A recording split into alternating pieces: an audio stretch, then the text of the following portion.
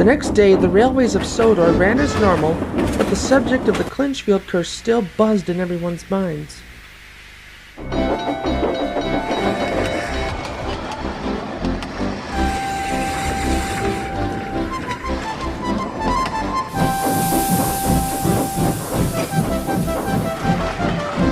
The engines worked on well with the help of their American visitors, who proved to be very successful.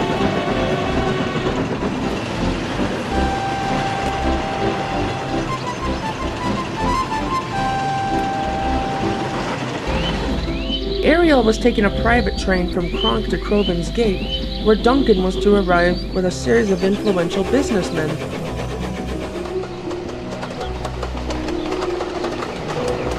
She had kept the thoughts of the story of Clinchfield curse to herself, but she hadn't told anyone if she'd had an encounter with the ghost engine. Unknown to the others, she had, but she'd been too reluctant to ever mention it, for she feared that she would become one of the next victims of the curse.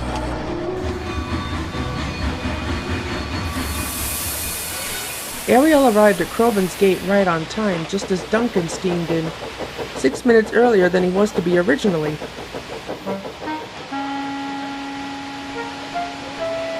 Ariel noticed the look on his face. Judging by your expression, you saw her, didn't you? Saw what?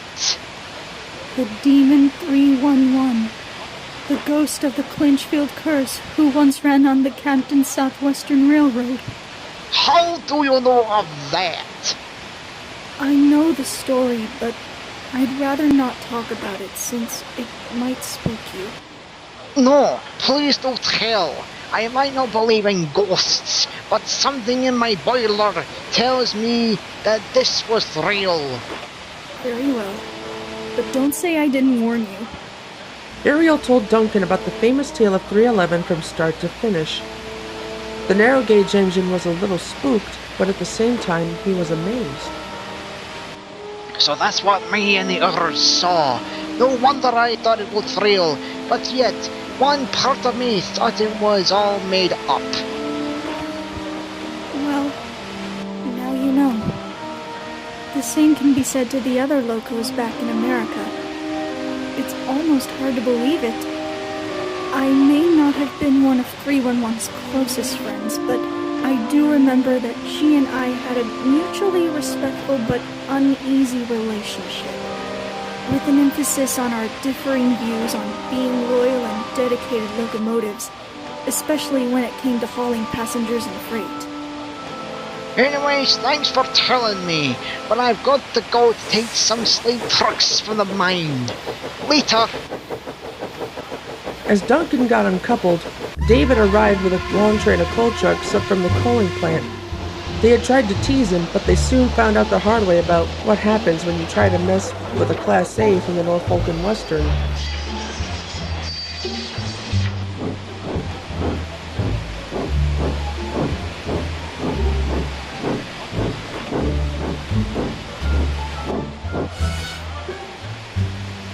Howdy there, Ariel.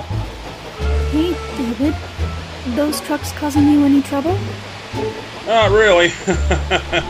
They were easy to handle. Sure, they tried to play tricks on me, but they made a serious mistake, and right now their wheels are aching, and it damn serves them right. Next time they'll never dare try and mess with an engine like me. Seeing you with that train reminds me of when the Class A's used to pull heavy coal trains on the flatter districts of the Norfolk and Western system, from what Nickel Plate 587 told me. Yeah, despite I'm a rare survivor of my class, but hauling these trucks on Sodor is almost nothing when compared to hauling big coal hoppers, since that's how the 1200s were like in the era of steam, when hauling hoppers as a daily routine, even though they pulled heavy passenger trains at times.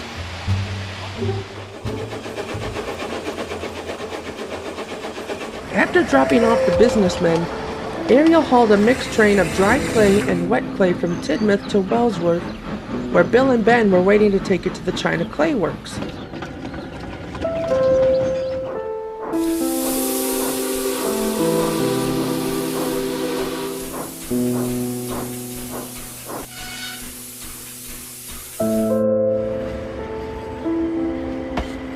As As the twins left the train, Ariel decided to have a little rest in the sidings at the yards.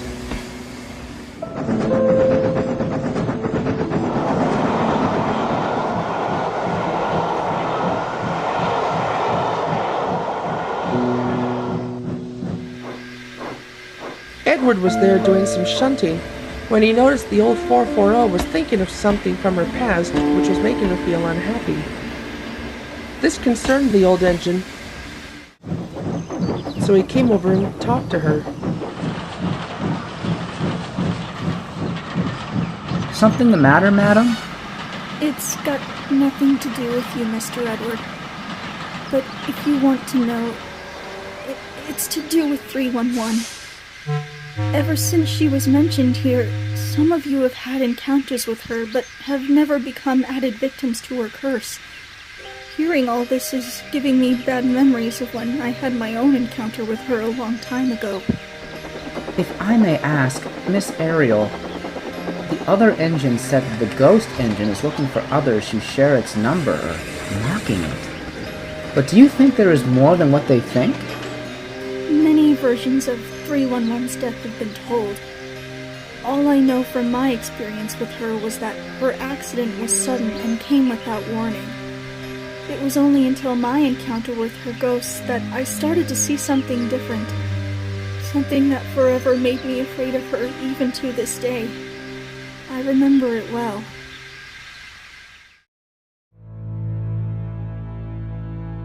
The year was 1979. 10 months after I was bought for railway preservation. It was a clear but cold evening after Matthew and I were hauling an excursion train during the celebration of the Highland Valley Logging and Mining Company Railroad.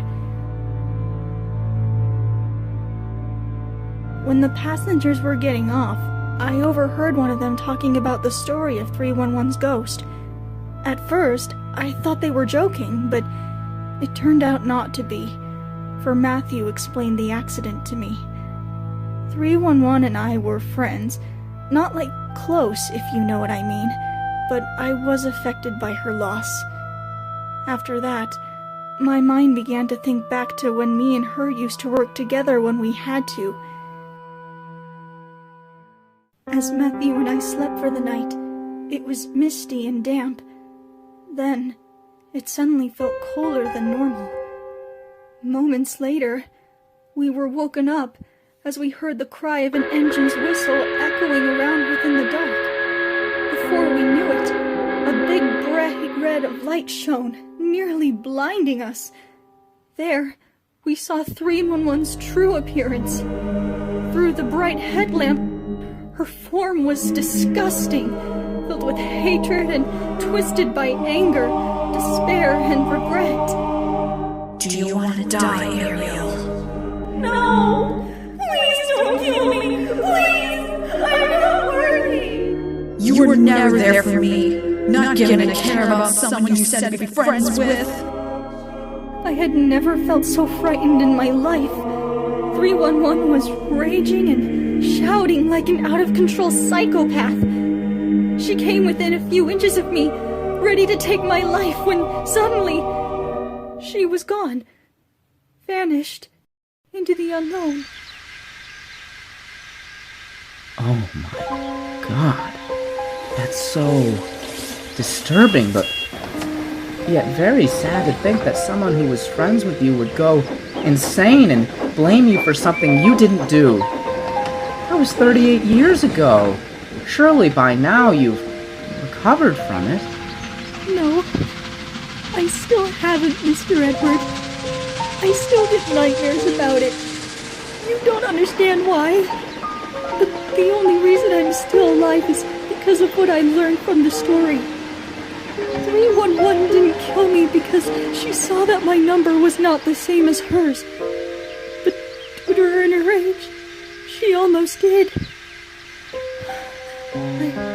I can only hope that one day she can let go and move on.